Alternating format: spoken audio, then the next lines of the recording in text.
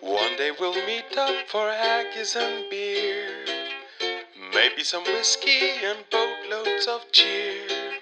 Won't you share your art with me? Even though so far apart we'll be, won't you have a heart to heart with me?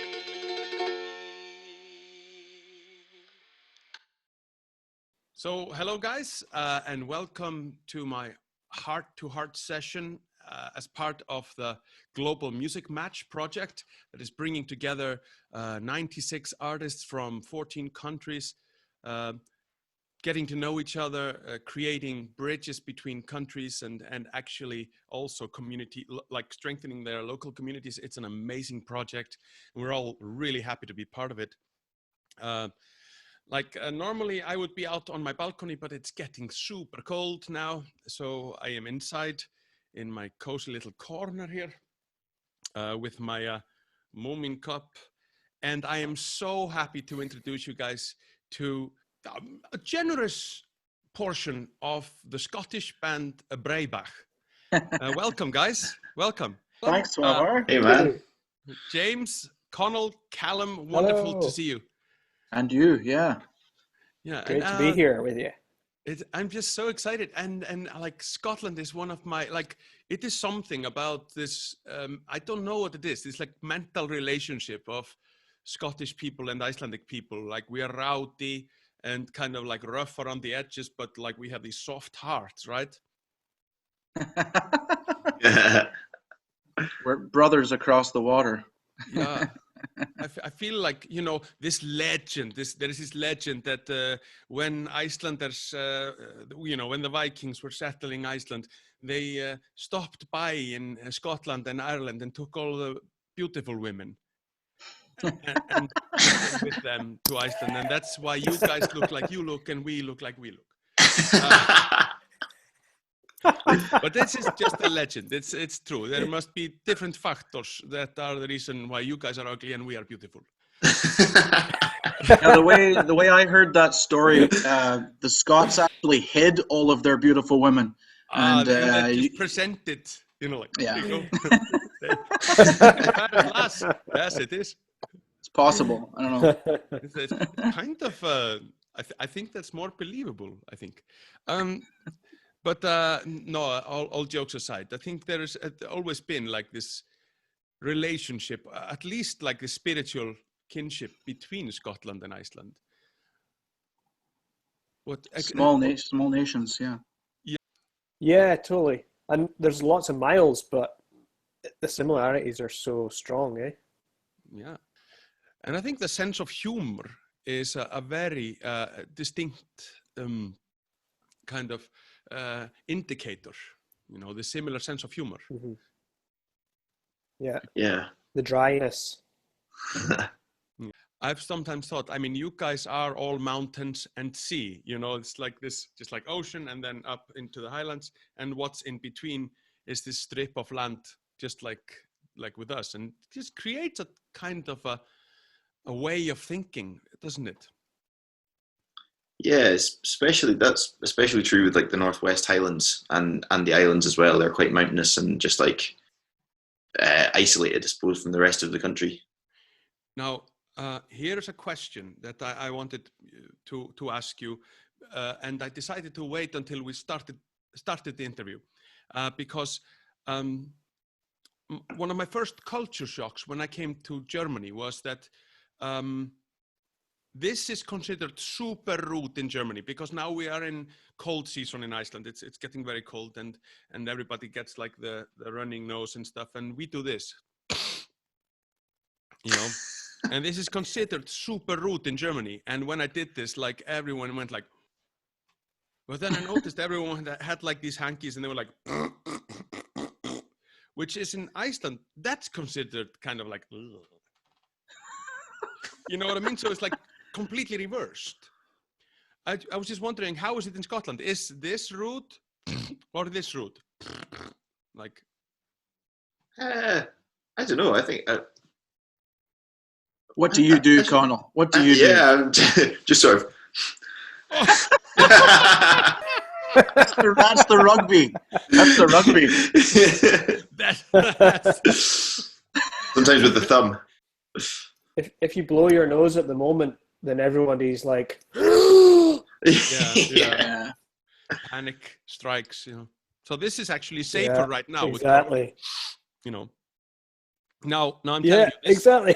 this video is going to be airing in Germany. I mean, a lot of my fans are Germans, and they are just going to, like, each time I do this, they're just going to freak It's out. not going to get any views past this 5-minute point.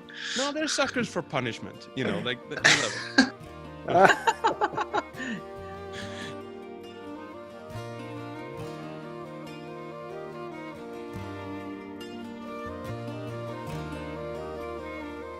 Softly on the air they flow. In Iceland, there's a great appreciation for Scottish culture, but I think also in mainland Europe, this Celtic and Scottish and Irish culture has a really deep,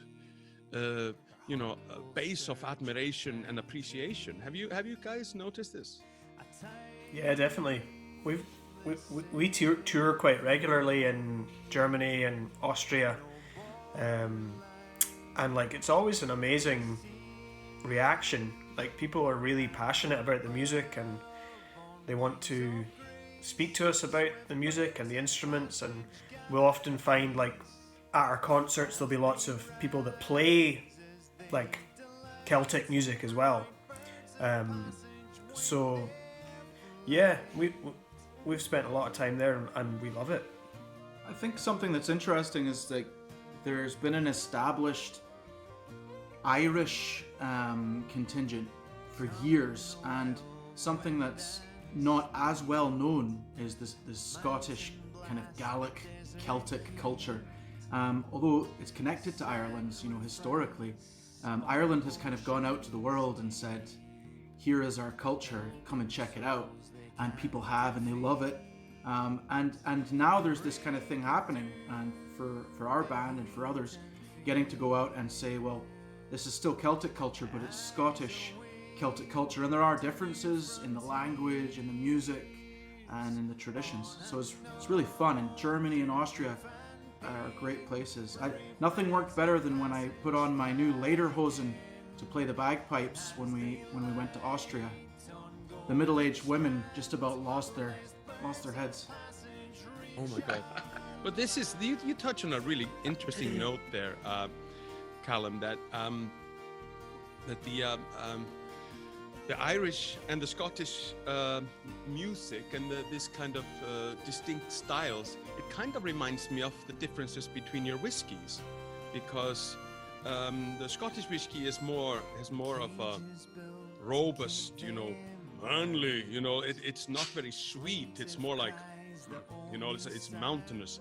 While the Irish whiskey is often more sweet. It's more sugar or something in it. Have you noticed this? I don't drink any of that Irish stuff. I love the Scottish one better, right? That's the right answer today. Single malt island with a little peat flavor. Speaking of which, quite an interesting fact about you guys. You have your own brand of whiskey now. Oh yes. We're not allowed to. How did it come to be? We were very lucky. We got approached by Glenturret, who are based in Crieff. They're actually the oldest distillery in Scotland, and they still make whiskey using all the traditional approaches. None of this digital stuff. It's all traditionally done, which is cool. And that's why they wanted to reach out and collaborate with a traditional Scottish folk band. So yeah, they spoke to us, and we were delighted to get involved, and we got to have some say in like the design and the delivery of the product, so that it tied in with our own beliefs. I love that. It gives, like, excuse the pun, it gives a flavor, to the whole thing. I wish some brewery would approach me and offer me to make a beer, the Svavarknutur beer. But then I again, would drink that. I would drink that, all of it. There would be nothing left to sell. All of it. So that would be kind of a bad business venture. The first time the band ever kind of met up in its first kind of, the very first group of people that met up to play tunes was late in 2003. But it was like we met up in somebody's house with all the wrong instruments, and there was somebody on a djembe drum. It wasn't really going anywhere for a while, but in 2005 the band took part in something called the Danny Kyle Open Stage. And to be honest, it was kind of a last attempt to see if we could start doing things, because we just hadn't been doing anything. We were all studying in Glasgow and busy with other things. And so I think 2005 is when we were like, okay, let's give this a go and see how much fun we can have making music. And then it hasn't stopped. And it really took off, right? I mean, you guys have really like found your path in your music. It's changed a lot. Like it's evolved through time. I think anything healthy will change kind of very organically through time. We've had different band members, like James Lindsay. James, when did you join the band to make it into a 5-piece? I think 2009 or 10 officially. Yeah, so that's when we became 5 people. And Conal has just joined the band this year. Yeah, this guy right here. He's here for me. He's here for me. I'm over here. Wait. Oh, right. Okay, cool. All right, all right, but like this band, and it's clear to us, like anyone who kind of follows you, like and watches your conversations and kind of how you interact, that you really have a deep and good friendship in the band. There's like not this clash of egos that you often see in bands, right? Yeah, we're definitely as a group we get on really well, like socially, and we have fun as friends. So it kind of runs alongside the professional side of things. So it works well, you know. I think it's also like the folk community in Scotland, but especially in Glasgow. It's all really like fairly packed into Glasgow. So we've got this amazing scene beyond our bands that we're in. All of the bands that are in Glasgow and solo artists, we all hang out and we kind of support each other. Sometimes we co-write. You know, there's a lot of crossover, and friendship is a big thing for our scene. It's not competitive. It's really amazing, actually. That's also like that's a good point. Because that's what I've been thinking so much about, is this like importance of a local, strong local artist community. Yeah, we're lucky. Yeah, people love to like play music together, and like people go and hang out in the bars and play tunes just for the fun, you know. It's all part of the community.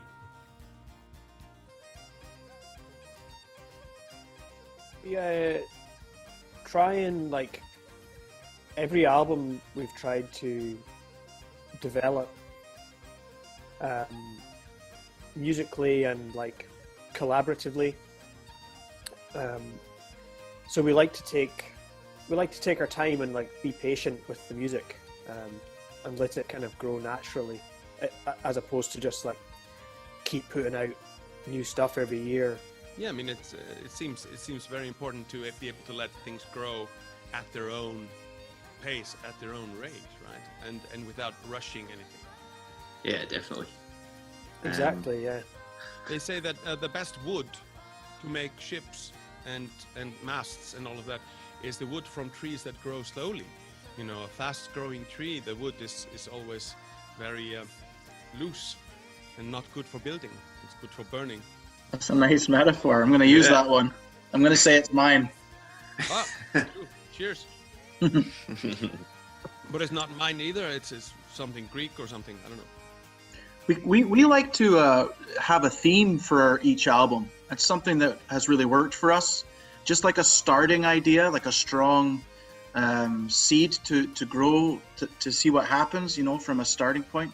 Do you ever do that, Swabar? Do you ever have like a main starting theme? Or my canon albums are all just kind of this one flowing story. So it's almost like a just ever-growing autobiography. Yeah, I guess there's something we can draw that's similar there, because we had an album called Erler, which means ground, and it really means like the start, the ground. And we looked at the music and the culture that came from, I don't know, I guess was kind of deeper than just us. We looked to before ourselves and then our early kind of influences. And then we did a different album after that called Aster, which means distance or journey. And we looked at all the things we've explored and tried to bring them in and think about how they were important to us. So I guess there is a thread, through our albums.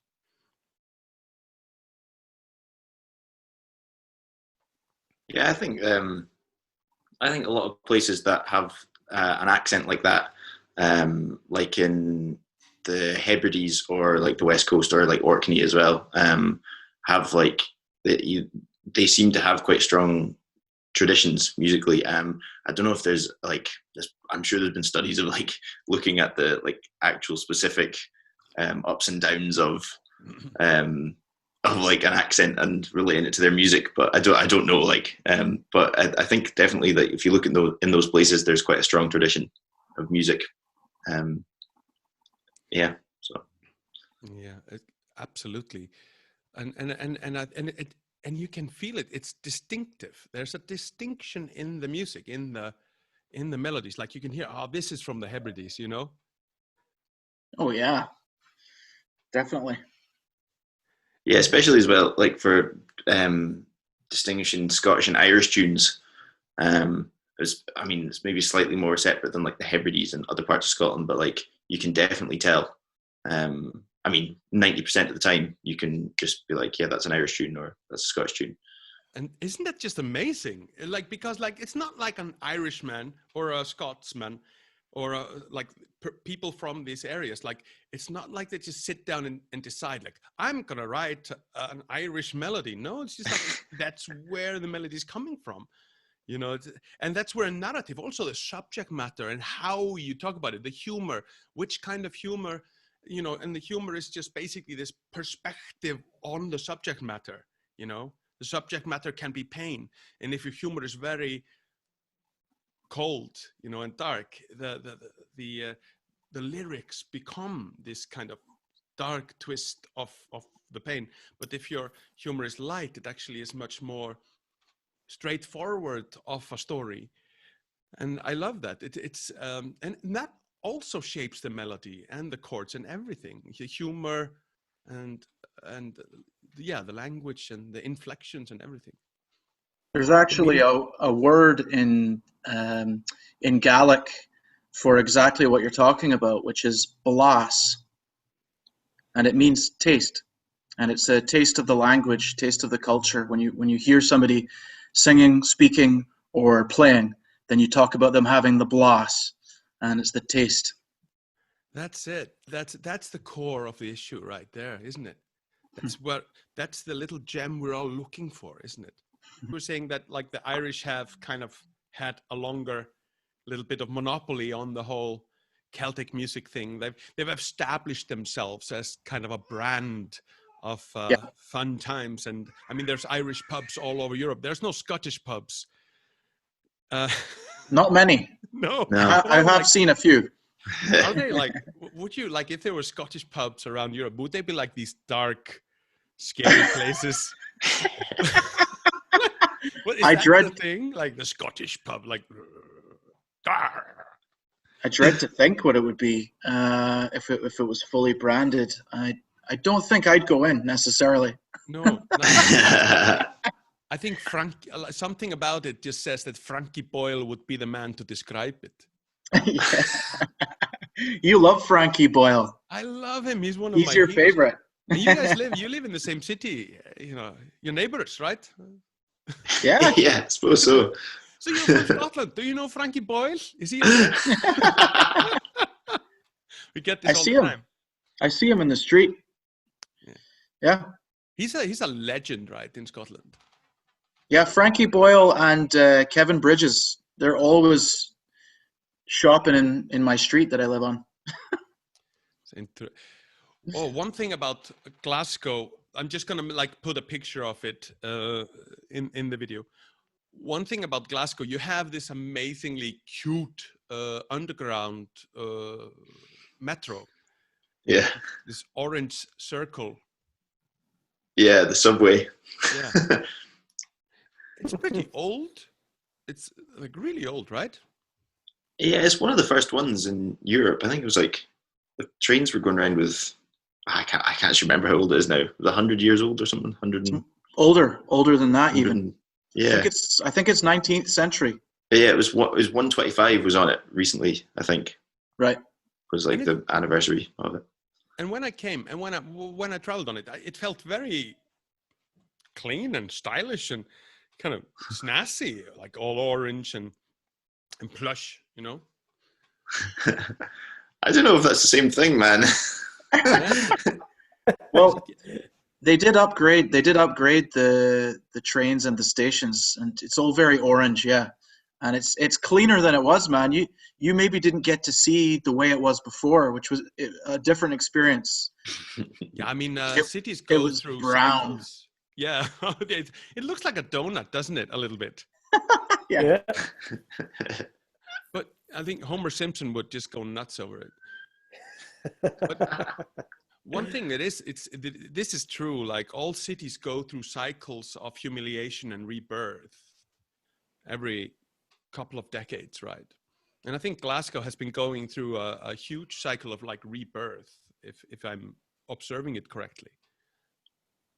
Yeah, I'd say so. I mean, there's places. I moved to Glasgow like 7 years ago, 8 years ago, and there's like completely different places now than even when I moved here. Places are like, yeah, getting like gentrification's a big thing, I suppose, but also like, there are good places popping up all over the place as well. Yeah. So yeah. But we always felt very welcomed and like it felt easy to integrate into the culture. And like it's always kind of like different places that we play in. There's like a different scene. Like we toured in Sweden a couple of years ago, and we would always play like early evening concerts. So we'd play at like 6 or 7 in the evening, and we'd have like coffee and cake, and then we'd like go back to sleep, and it was like amazing. And then we'll go and play in Austria, and we'll play at like 11 o'clock at night and drink beer all night. So it's like there's so many different variations, and I think we really enjoy the variations and the kind of different cultural aspects, and it all like inspires us as well, like, and inspires our music. So when you tour, like how long are the tours? Like 2 weeks, 3 weeks, 1 week, month? Mainly probably like 2 to 3 weeks mostly. When we go we go to Australia quite regularly, and that tends to be a longer tours. So we'd go for like 5 weeks, purely because of like an economical reason. Like we need to play more shows to make it viable. So to pay for the ticket. Yeah. Exactly. That's I mean, it's a practical issue. You have to make it economically feasible. Exactly. Yeah. Exactly. So, it's we don't really have a set touring schedule. But I mean, moving forward, who knows at the moment? So there's 5 of you, right? In like a minibus or something like that, or Well, it's 5 plus 1 because we always have our sound man. of course. Our sound man is Keir Long, and he joins us for our tours. We haven't, except for Australia, because that, for obvious reasons, that's really hard to organize. But generally speaking, we always travel with Keir, and well, now Ewan and Megan have the baby. Our travel plans will alter again, so that we can figure it out. Although there's no tours on the horizon. Yeah, that's so weird. It's like this fog of war, but it's temporal rather than physical. We just got told last night that we should expect from now. They've tightened the restrictions a little bit again, not fully, but they've tightened them. We should expect that to remain for 6 months more. Oh my God! I was yesterday. Like, I said that. I had a couple of concerts planned here in Iceland now, and then we got like a couple of new infections, and then everything got shut down again, and people aren't going out anyway. Like, it's a muscle and it's atrophying, you know? Yeah. Like, are you worried about like the long-term consequences of COVID on a concert attendance in the future? I don't know. It's going to take people a bit of readjusting to get back into it. You know, like, it used to be so easy to sit in a room with 100 other people, like, rammed in to watch a show, and like, I don't know, people are going to have to like relearn how to do that, and that's not going to be an overnight change. It's going to take a while. Yeah.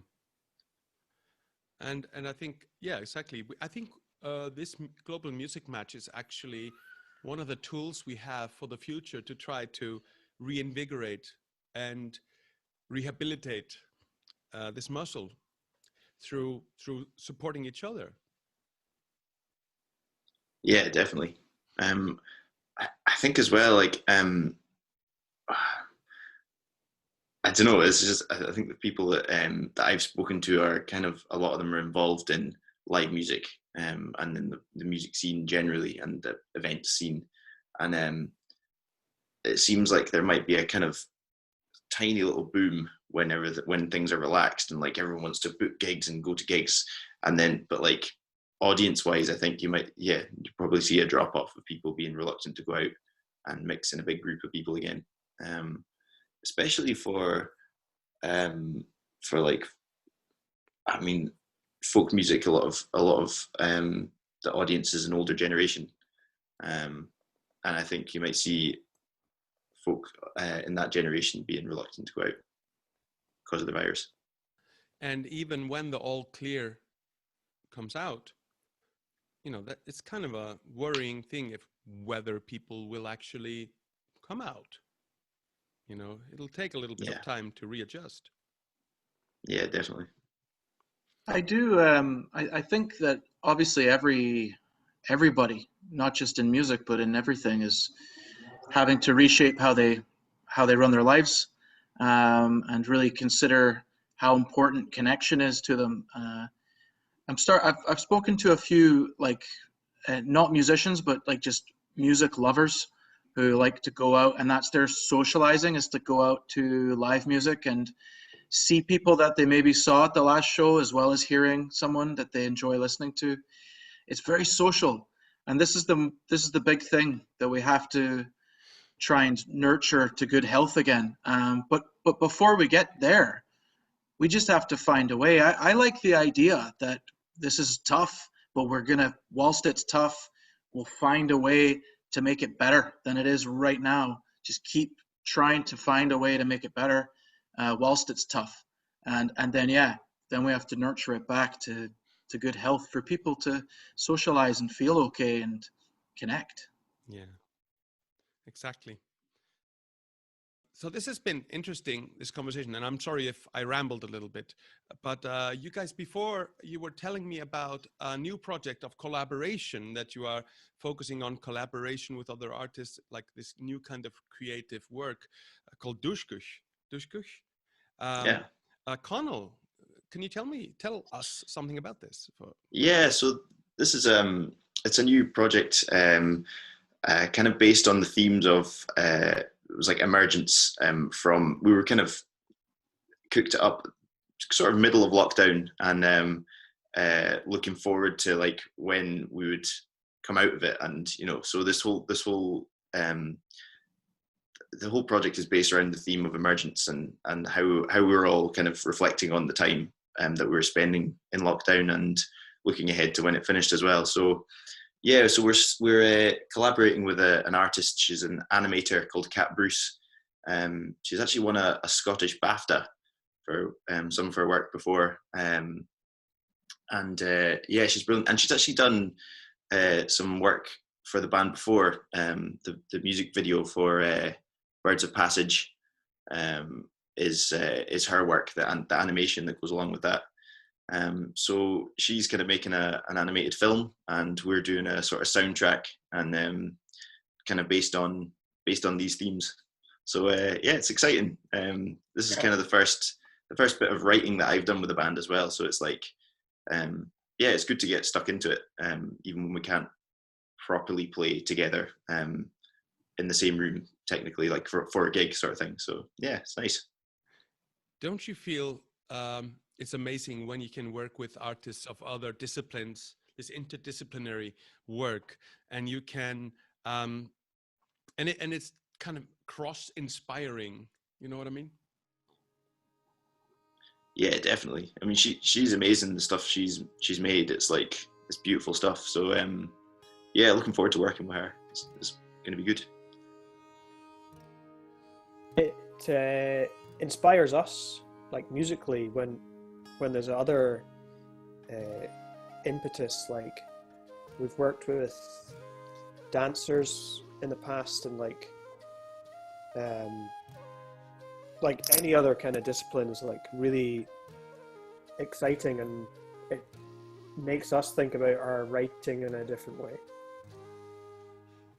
Yeah, I think you end up coming out with something different than you would if you were just kind of sitting on your own in the house writing tunes. It's like a totally different process, and then a different result at the end as well. Yeah, definitely. And our plan is to do a virtual tour of the music once it's done, through Scotland and I think through the UK. So that's definitely going to happen, no matter what the government says. Virtually. Yeah. Oh my God. Well, we'll weather through this like we were. I mean, human beings are resilient creatures, and if there's anything that has gotten us where we are, it's the ability to adjust and adapt to difficult situations. And this is not our first rodeo when it comes to pandemics and death. And It's true. We'll soldier through this like any other problem. And if anyone is good at that, it's the Icelanders and the Scots, I guess, and the Irish. We are pretty good at getting through shit like this, you know. Well said. Too right. Well, guys, my wonderful, wonderful new friends, I'm so happy to get to know people with the same kind of heart content, you know, with this essence of wanting to cooperate and create and collaborate and, you know, just grow the beauty of the world, and through cooperation and camaraderie. So, Breabach, I'm so hoping that all of my audience and friends around the world, in Germany, Austria, Australia, Canada, the UK and America and Scandinavia, just pick you guys up and give you all the love you deserve, so rightly deserve. If not that, look, you know, apart from that, I am so glad to meet you and to get to you know, grow some kind of relationship with you, and maybe we can collaborate someday. And Definitely, man. That'd be good. there is always a standing invitation Love to. to my homeland, and I would take you around and show you the sights and have you play in some of the dingiest and shittiest Icelandic pubs. Yes. Because an Irish pub is a place of joy. A Scottish pub might be a place of dread and you know, but an Icelandic pub is just a place of desperation and depression. There's the Scots. The Scots are never happier than when they're in the pub, and if we get the chance to come over, Swavar, I have a dream to play my bagpipes inside of a volcano. Do you think that can be done? Yeah. Yeah. Yes. Me and Conal, down we go. In a waterfall. Behind a waterfall. Don't drag me into your mad schemes. In a hot tub. I need you there, man. Hot tubs, and like, I have to come to Iceland because of the hot tubs. That's it. Oh yeah. Like, there's hot tubs. Bagpipes in the hot tub. I'm not talking jacuzzis. I'm talking about earth, just like rocks where hot water bubbles up and you just get in there like, oh yeah. Like monkeys in the Japanese documentary, you know. Nice. Sounds great. Need some of that. Yeah, it's so relaxing and it gets us through. Okay. Well, you know, Swavar, you're always most welcome in Scotland as well. So we can't wait to hang out with you next time you're over here. I will Come on definitely over. make Absolutely. plans. But this is a perfect time to be an Icelander because we are not used to making plans. Plans are for suckers and just adjust to whatever situation is going on. So this is not bothering us as much as Germans, I think. But Okay. James and Conal from Breabach, I'm very happy to get to meet you and to get to chat with you. And I can't wait to share this conversation with my friends around the world. Thank you guys so much for having me. Thank you, Swavar. Thank you. Cheers, man. You're a legend. Take care. Won't you have a heart to heart with me?